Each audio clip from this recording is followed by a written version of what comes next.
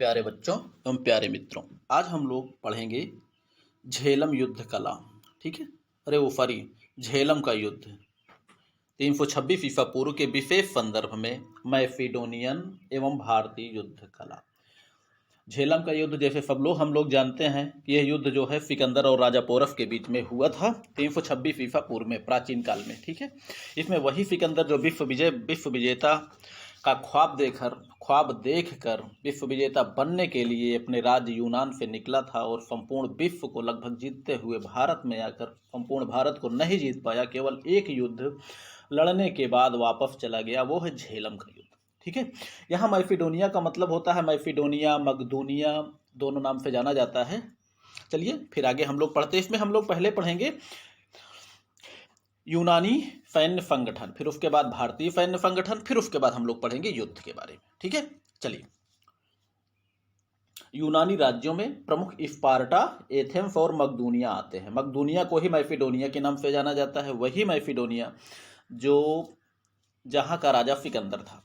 ठीक है, यूनानी सेना के उस समय प्रमुख रूप से जो अंग हैं वो 4 थे, जो कि निम्नलिखित हैं। पहला नंबर है जो प्रमुख संगठन था यूनानी सैन्य संगठन को नाम से जाना जाता था फ्लैंक्स, जो कि मुख्य सेना होती थी जिसके दम पर किसी युद्ध की विजय और पराजय निर्भर करती थी। ठीक है, यूनानी जो पैदल सेना का जो प्रमुख संगठन था उसे फ्लैंक्स के नाम से जाना जाता है।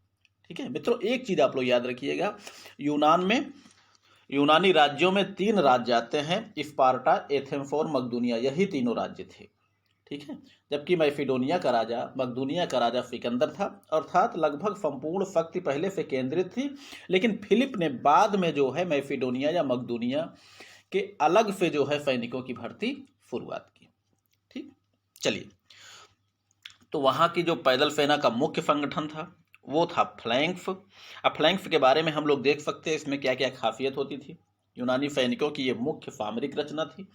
यूनानी फ्लैंक्स की सबसे छोटी इकाई फाइल कही जाती थी और फाइल में कुल सैनिकों की संख्या होती थी 16। और फ्लैंक्स में कुल कितनी फाइलें होती थी, वो होती थी 1024 फाइलें। और फ्लैंक्स में फाइलों को समानांतर पंक्ति में खड़ा दिया जाता था। बाद में हम लोग इसके बारे में पढ़ेंगे, सामरिक रचना के बारे में, कि किस तरह खड़ा किया जाता था।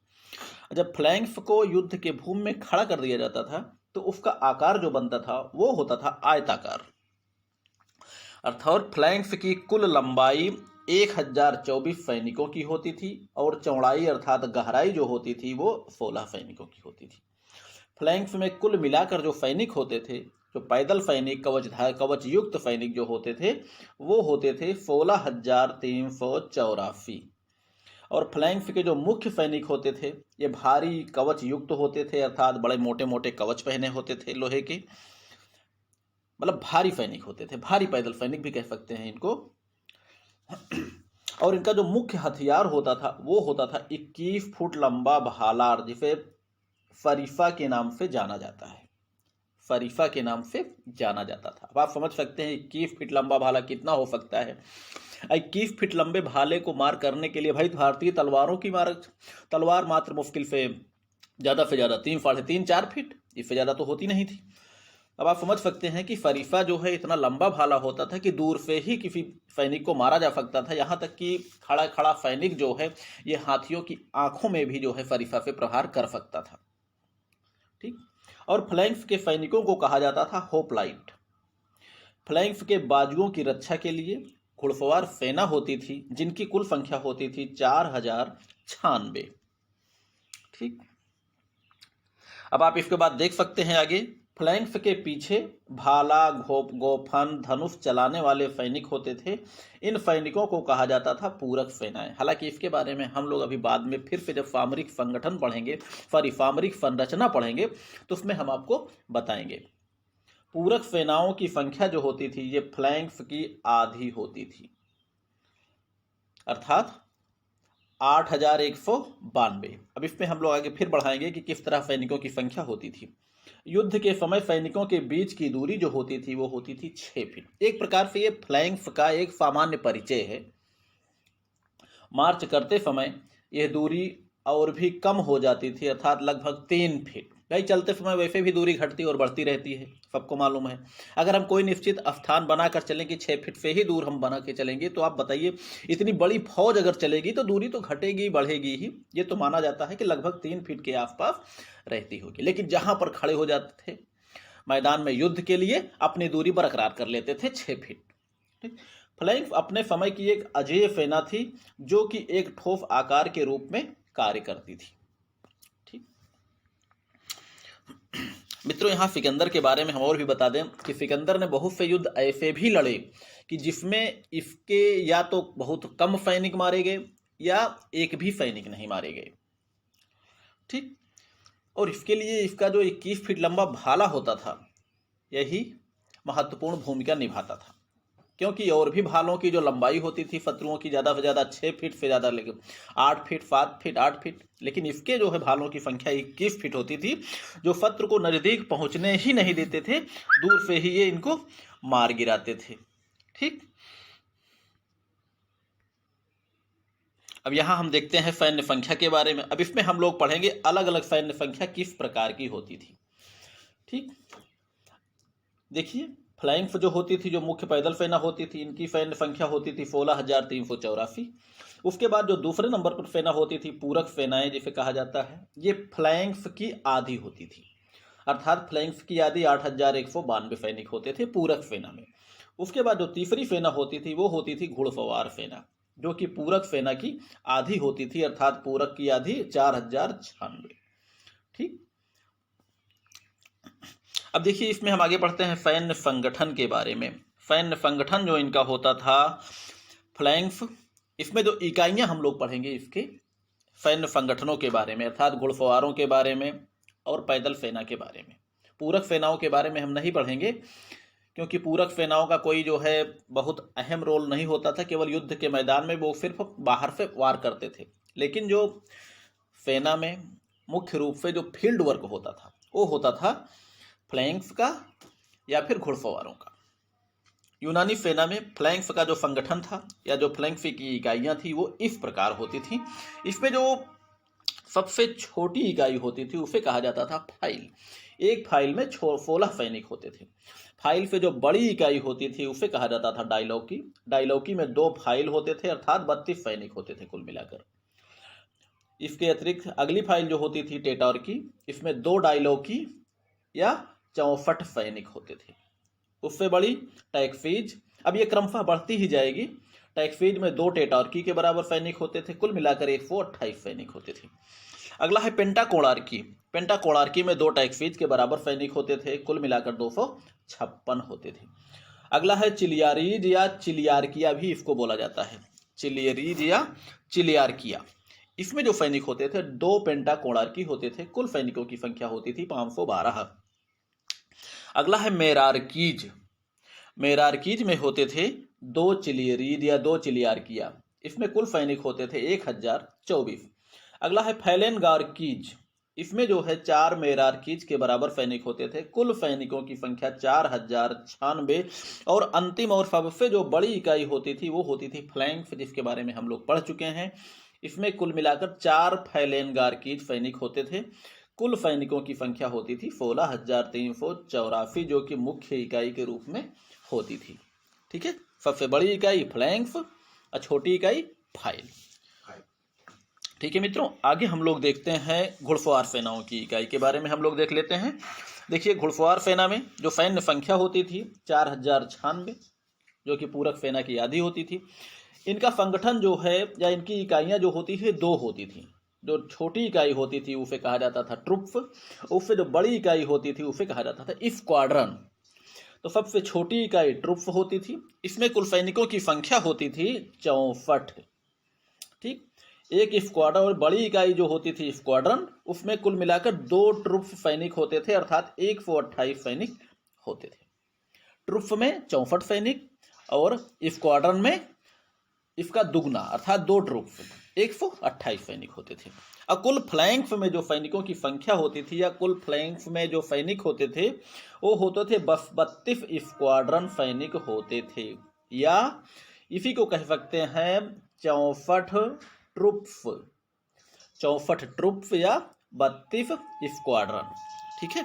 इनका कार्य क्या होता था घुड़सवारों का? ये कार्य जो होता था, ये छोटे छोटे दलों में विभक्त होते थे और छोटे छोटे दलों में विभक्त होकर ये शत्रुओं को परेशान करते थे, या कभी कभी पर जब तेज गति से आक्रमण कराना होता था या छापामार आक्रमण कराना होता था तो वहां पर इनको प्रयोग किया जाता था। या इनका जो मुख्य कार्य होता था, फ्लैंक्स के बाजुओं पर खड़े होकर फ्लैंक्स की रक्षा करना, यानी बाजुओं से कोई आक्रमण ना होने पाए फ्लैंक्स पर या पैदल खड़े हुए सैनिकों पर, इससे जो है ये घुड़सवार दाएं बाएं खड़े होकर रक्षा करते थे फ्लैंक्स की।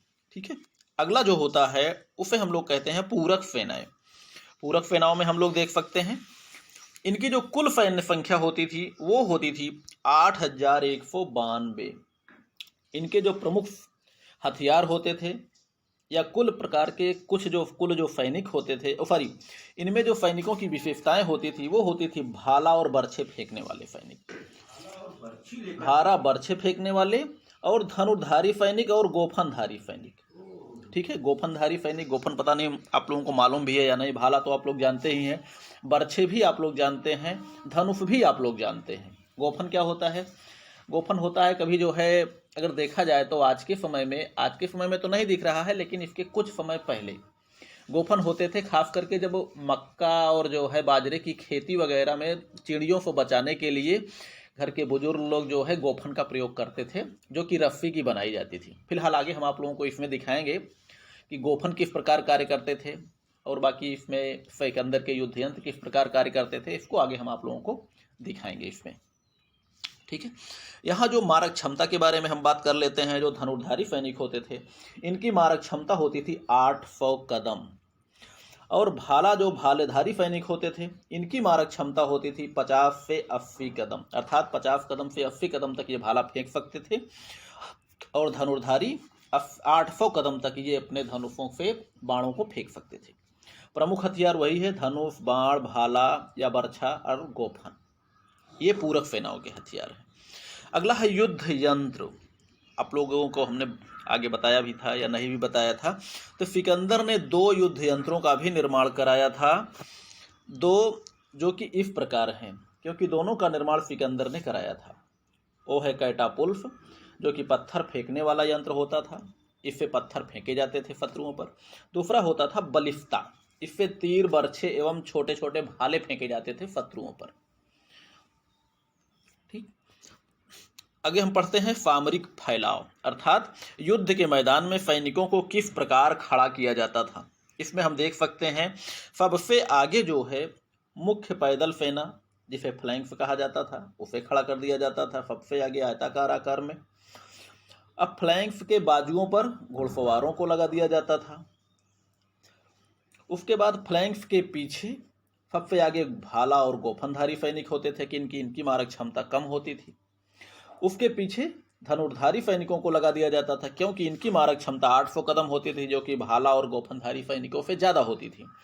और सबसे पीछे जो है युद्ध यंत्रों को लगा दिया जाता था। युद्ध यंत्र यही थे, बलिस्ता और कैटापुल्फ। तो जो सामरिक संरचना थी इस प्रकार होती थी, आगे फ्लैंक्स, बाजुओं पर घुड़सवार ये हो गए, पीछे जो है भाला और गोफनधारी सैनिक हो गए, उनके पीछे धनुर्धारी, और सबसे पीछे युद्ध यंत्र। ठीक है। चलिए अब इसमें हम देख सकते हैं इन सैनिकों के हथियार क्या क्या होते हैं। अस्त्र शस्त्र जो होते थे, पहला नंबर है होप्लाइट। होप्लाइट का मतलब वही फ्लैंक्स का सैनिक, पैदल सैनिक। इसका जो प्रमुख हथियार होता था, 21 फीट लंबा भाला रखता था अपने पास में, और एक 4 फुट लंबी तलवार रखता था। एक लंबी ढाल जो वर्तुकाला ऐसे आकार में, आप देख सकते हैं चित्र में, वर्तुलाकार बोलते हैं इसको, इसे पकड़ने वाली व्यवस्था। खास करके आप लोगों ने ऐसी ढालें जो है ये क्या बोलते हैं, बाहुबली जैसी फिल्मों में आप लोगों ने देखा होगा, लंबे आकार में। तो यूँ मान के चलिए कि बाहुबली फिल्म जो है लगभग बिल्कुल हथियारों की दृष्टि से यूनानी स्तर पर ही बनी हुई होगी, लेकिन जो उसमें ढाल है बिल्कुल इसी तरह दिखती है, उसी तरह की जो है ढाल होती थी। उसके अतिरिक्त ये शरीर पर भारी कवच पहने होते हैं, सिर पर शिरस्त्राण अर्थात तो लोहे का टोप पहनते थे, बाकी बच्छस्त्राण, पिंडुली कवच आदि ये सभी चीजें कवच के रूप में शरीर में पहने होते हैं होप्लाइट। अगला है पूरक सेना। पूरक सेनाओं के हथियार होते थे धनुष बाण, गोफन, हल्के कवच। घुड़सवार सेना, इनके जो हथियार होते थे तलवार होते थे, छोटे भाले होते थे, धनुष बाण, हल्के कवच युक्त होते थे घुड़सवार सैनिक।